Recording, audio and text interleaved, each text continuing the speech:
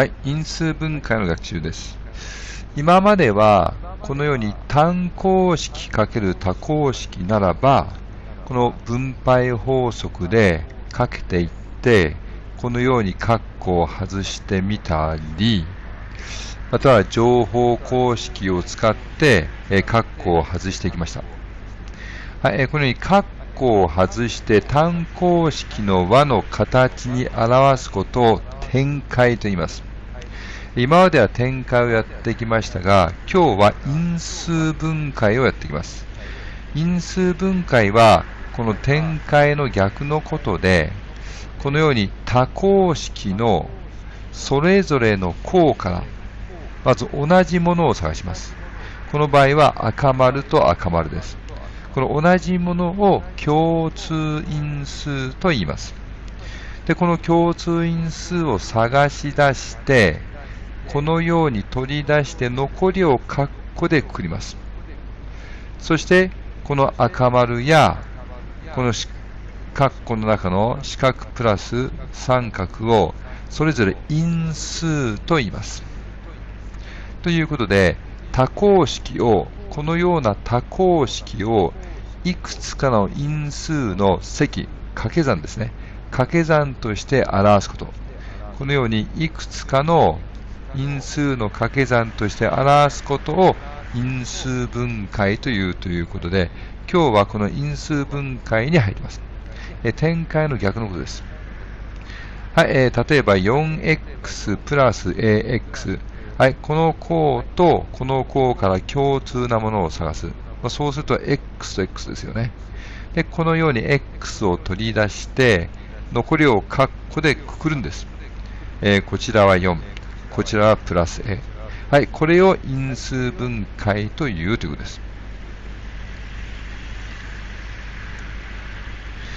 はい、次は 3m2 乗 n マイナス mn。はい、この2つの項から共通なものを探します。この m2 乗というのは mn ですね。だから分かりやすく 3mmn と書いてマイナス mn。はい、この2つに共通なものというのはこの mn の部分ですね。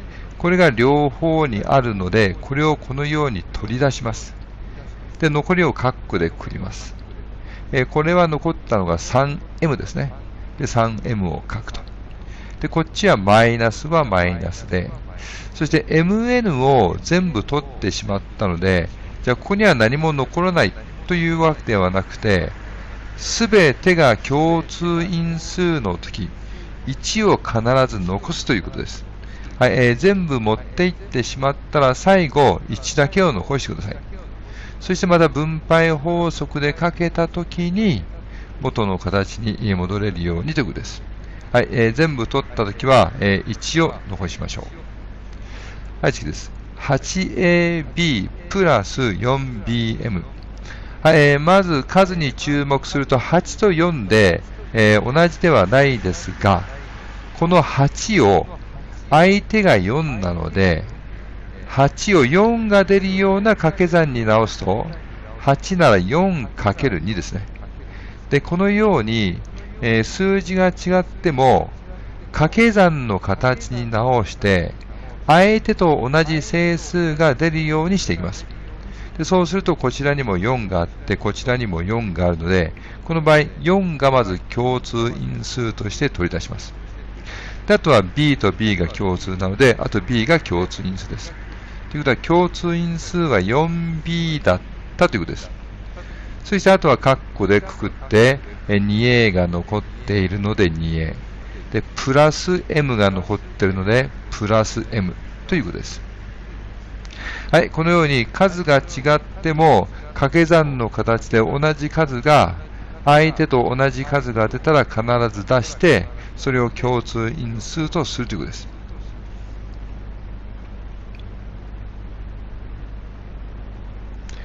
はい、次です。12a2 乗 b プラス 16a2 乗 b2 乗マイナス 24a3 乗 b2 乗です。はい、まず係数に着目すると12、16、24ですが、このままでは共通因数はありませんが、それぞれを同じ数が出る掛け算に直します。12なら 4×3、16なら 4×4、24なら 4×6 というように、そうすると、すべてに4、4、4があるので、この4が共通因数として出てくるということです。そしてあとは、A2 乗なので、ちゃんと A、B ですね。A2 乗、B2 乗なので、A、B です。で、A3 乗、B2 乗なので、A、B です。はい、そして文字の共通因数はというと、すべてに A が2つと B が1個。A が2つで B が1個。A が2つで B が1個あるので、共通因数はあと A2 個と B1 個です。ですから A2 乗 B ですね。はい、そうするとさっきの4と合わせて共通因数は 4A2 乗 B ということです。で、あと残りはカッコでくくって、はい、3が残っているので3。これはプラス 4B ですね。ですからプラス 4B。はい、これはマイナス 6A です。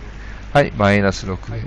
ということで答えは 4A2 乗 B カッコ3プラス 4B マイナス 6AB 閉じてということです。はい、このようにそれぞれの数が違ったとしても同じ数が出る掛け算に直して共通因数を見つけ出しましょうということです。はい、次です。上と同じ式で 12A2 乗 B プラス 16A2 乗 B2 乗マイナス 24A3 乗 B3 乗です。で、ここで先ほどはこの12、16、24を 4×3、4×4、4×6 で共通因数を4としましたが、例えば、この12を 2×6、16を 2×8、24を 2×12 というふうに表したとき、数の共通因数はこの2なんですね。はい、この2を取り出します。文字の部分は先ほどと同じように A2 乗 B、A2 乗 B です。で、カッコでくくって、はい、6が残りました。はい、8B が残りました。そしてマイナス 12A が残りましたで閉じます。で、ここで手を止めるのではなくて、必ずこのカッコの中にまた共通因数があるかないかを必ず試してください。そうすると6と8と12はやはり 2×3、2×4、2×6 と、共通因数が出てくるので、またこの2を取り出して、で、元からあった2とかけて、2が4。ということで、ここに4が出てくるということです。はい、残りの3が残って、プラス 4b が残って、で、マイナス 6ab が残ったということです。はい、そして 2×2 で 4a2 乗 b ですね。で、カッコ3プラス 4b マイナス 6ab ということです。当然上の同じ問題なので、この式と答えと同じものが出てくるはずだということです。はい、このように、元が違う整数でも、同じ掛け算の数のが出てくるようでしたら、このように必ず取ってください。そしてまた残した文字の中から同じ数が出てくるかも試してください。はい、そのようにして、絶対見落とさないようにしましょう。はい、よく見て質問があれば質問して、なければ問題に取り組んでください。以上です。